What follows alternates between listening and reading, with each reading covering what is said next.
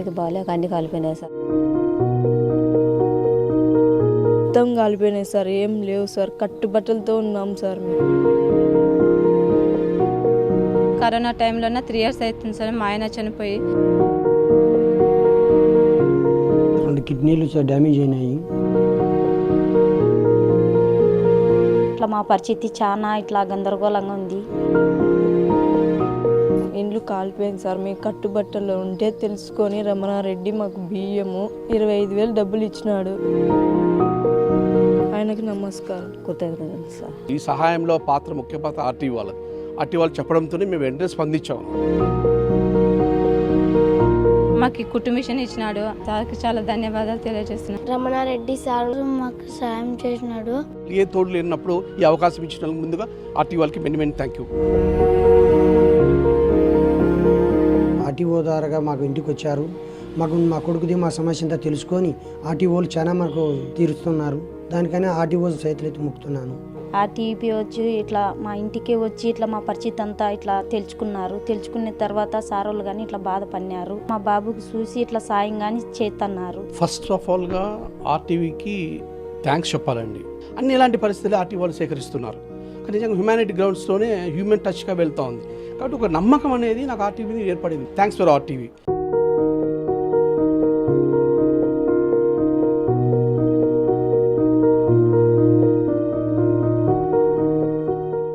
RTV ప్రారంభం చేసి సంవత్సర కాలం అవుతున్నటువంటి నేపథ్యంలో ఈ మధ్య కాలంలో ముఖ్యంగా అనంతపురం జిల్లాకు చెందినటువంటి ఎందరో అభాగ్యులను వారి దీన పరిస్థితులను ఆర్టీవీ కళ్ళకు కట్టినట్టు చూపిన నేపథ్యంలో ముఖ్యంగా ఆరోగ్యం కావచ్చు, చదువు కావచ్చు, వారి ఏదైనా వారి సమస్యను వెలుగులోకి తెచ్చినటువంటి తేవడానికి ఎప్పుడూ సిద్ధంగా ఉన్నటువంటి ఆర్టీవీ అదే సందర్భంలో మీ వార్తలకు వెన్నుదన్నుగా మేముంటూ అభాగ్యులకు సైతం మేము వారికి ఆసరా కల్పిస్తామంటూ ముందుకు వచ్చారు అనంతపురం జిల్లాకు చెందిన అమ్మ సంస్థ చైర్మన్ రమణారెడ్డి.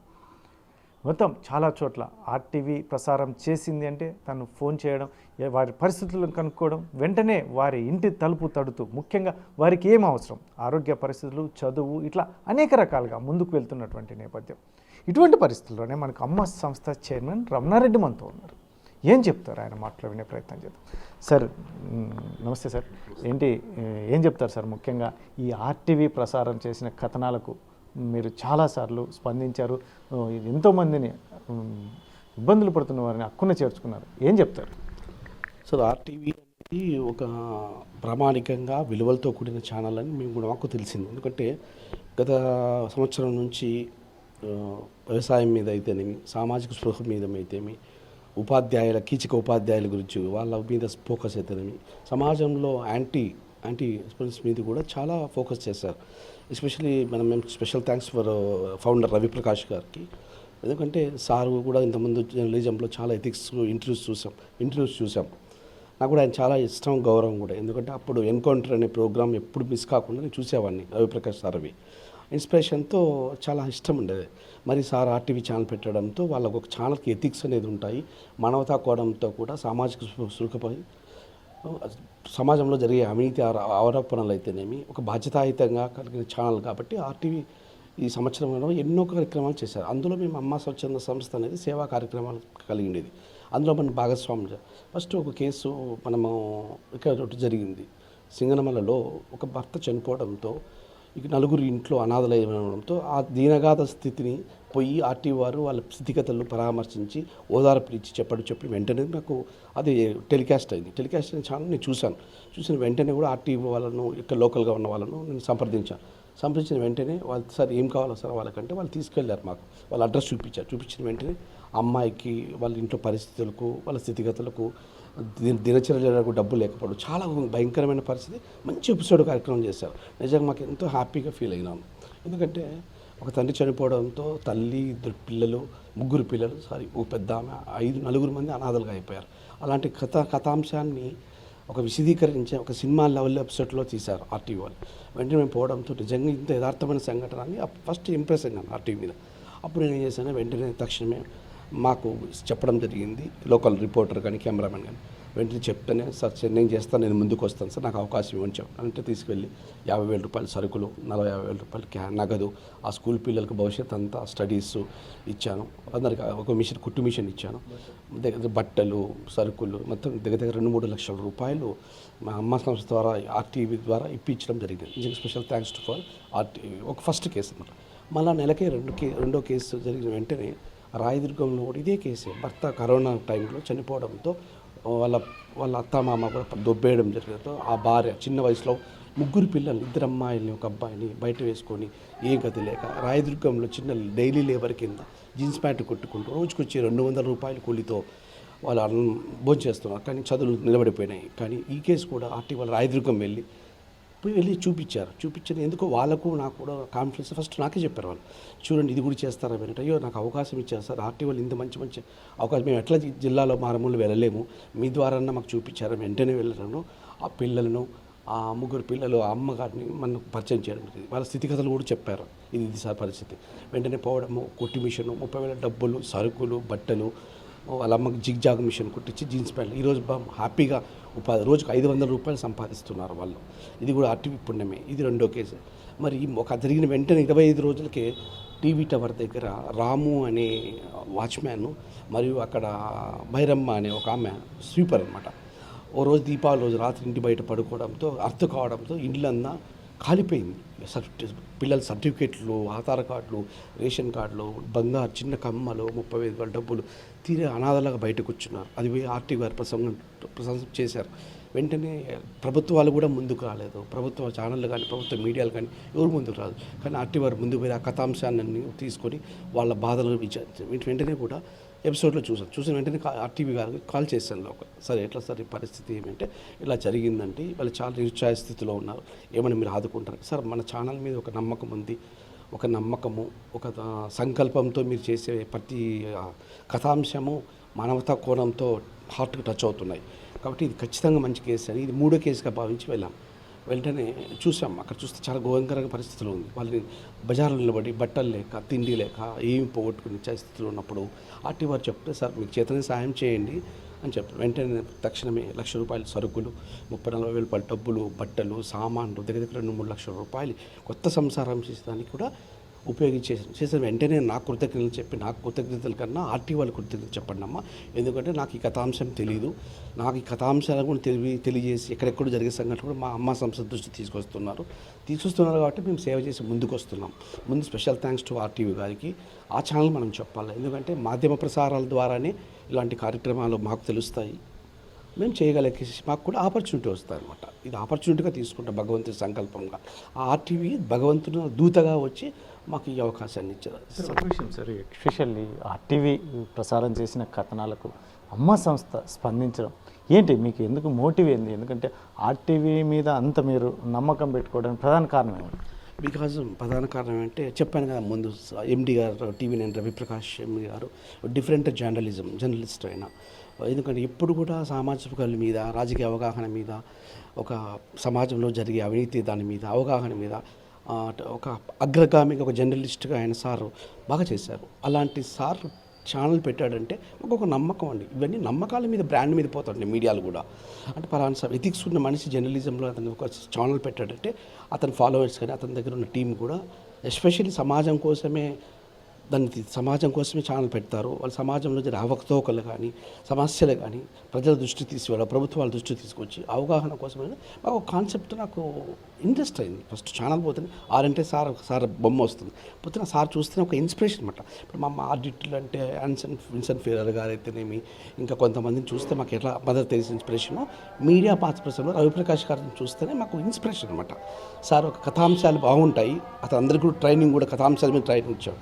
ఇట్లా మాకు ఒకటి సంస్థ మీద నమ్మకం, ఏదైనా ఇప్పుడు అమ్మ సంస్థని ఎట్లా నమ్మకం ఉంది సమాజంలో, ఆర్టీవీ సంస్థ మీద నమ్మకం నాకు కలిగిన వెంటనే కూడా ఈ మధ్యలో కూడా ఆర్టీవీ వాళ్ళు లక్ష్మయ్య అని ధర్మవరంలో ఒక చేయి లేక అతను శుద్ధి అంటే అమ్మాయి అది అంటారు కదా, రోళ్ళు కొట్టుకుంటూ ఉపాధి చేసుకుంటూ అతను జీవనం సాగిస్తున్నాడు. అతని చేత కాకుండా అతనికి ఒక చెల్లెలు, ఒక అన్న, తమ్ముడు ఉన్నారు.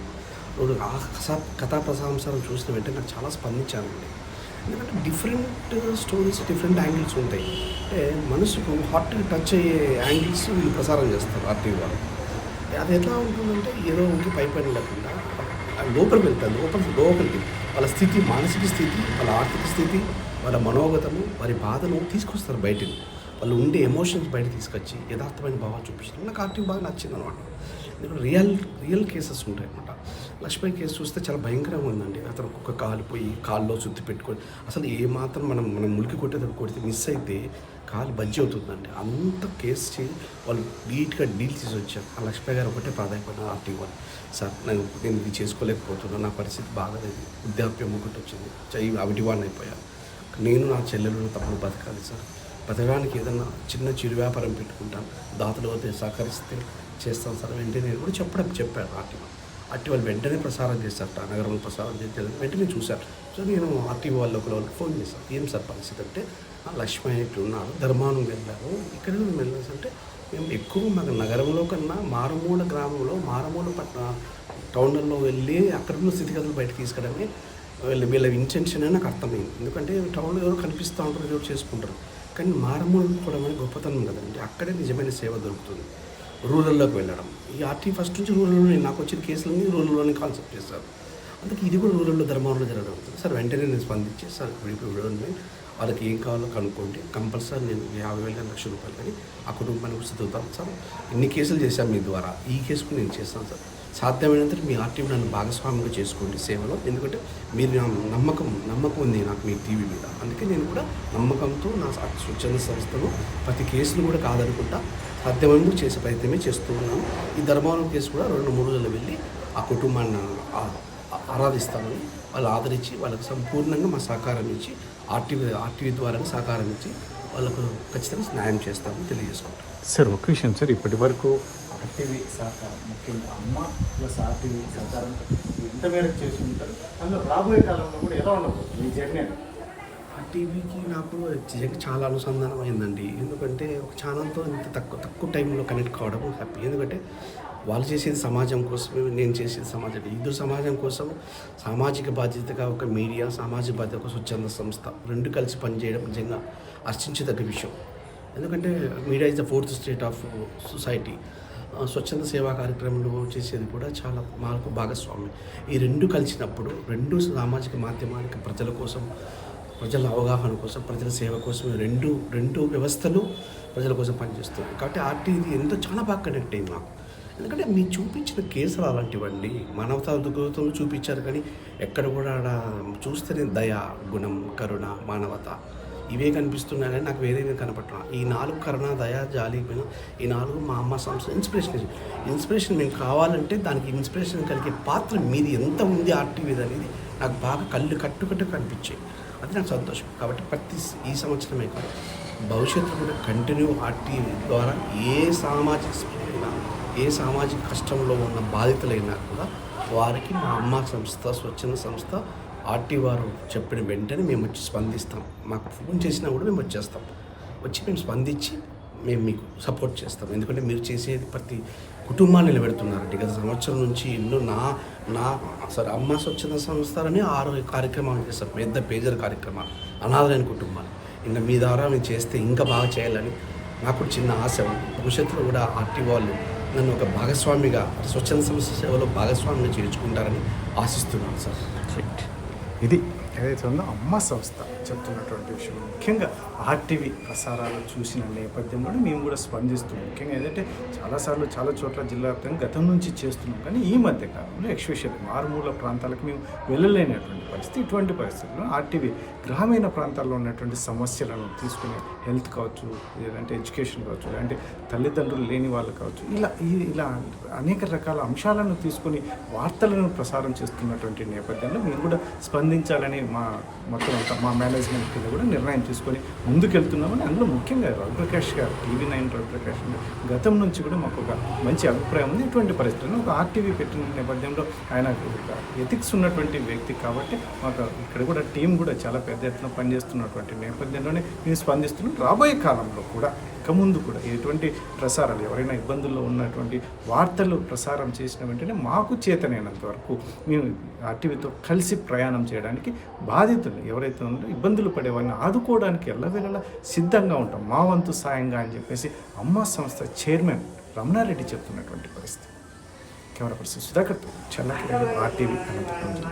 మరిన్ని వీడియోస్ కోసం ఛానల్ ని సబ్స్క్రైబ్ చేయండి, లేటెస్ట్ అప్డేట్స్ కోసం వాట్సాప్ ఛానల్ ని ఫాలో చేయండి అండ్ లింక్ డిస్క్రిప్షన్ లో ఉంది.